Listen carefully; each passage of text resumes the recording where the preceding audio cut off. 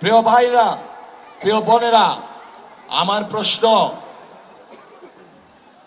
তাদের দলেও তো তাদের নারী কর্মী আছে বলে শুনেছি।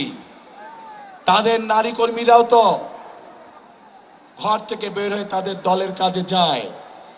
তাহলে আমরা কি এখন প্রশ্ন করতে পারি না তাদের নারী কর্মীদের কাছে যে আপনাদের দলের নেতা দেখুন আপনাদের সম্পর্কে কি নোংরা চিন্তা করে? প্রিয় ভাই বোনেরা, বিএনপি সবসময় বিশ্বাস করে দেশের যদি উন্নয়ন করতে হয়, দেশকে যদি এগিয়ে নিয়ে যেতে হয়, তাহলে নারী পুরুষ ভেদাভেদ রাখলে চলবে না।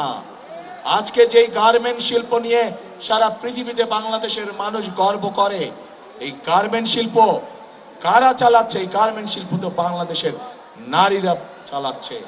গার্মেন্ট শিল্পের মধ্যে অন্তত 50 লাখেরও বেশি নারী শ্রমিক কাজ করছে। তাদের প্রতিদিনকার কষ্টের ফলেই আজ সারা পৃথিবীর বুকে বাংলাদেশের গার্মেন্ট শিল্প একটি বিখ্যাত শিল্পে পরিণত হয়েছে। এবং সেই জন্যই প্রিয় ভাই বোনেরা,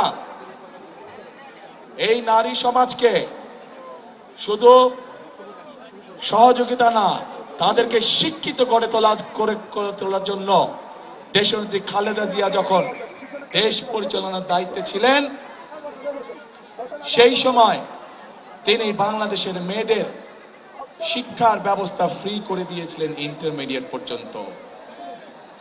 আজ দেশনেত্রী খালেদা জিয়ার দল হিসাবে আমরা সিদ্ধান্ত গ্রহণ করেছি যে ইনশাআল্লাহ 12 তারিখের নির্বাচনে আপনাদের সমর্থনে আল্লাহর রহমতে বিএনপি তথা ধানের শীষ সরকার গঠনে সক্ষম হলে আমরা বাংলাদেশের সকল মায়েদের কাছে, সকল গৃহিণীদের কাছে ঘরে ঘরে আমরা ফ্যামিলি কার্ড পৌঁছে দিব।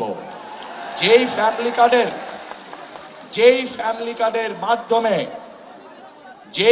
কার্ডের মাধ্যমে বাংলাদেশের প্রত্যেকটি পরিবারের গৃহিণী বা মা সরকারের পক্ষ থেকে প্রতি মাসে ন্যূনতম একটি সুযোগ বা সুবিধা পাবে।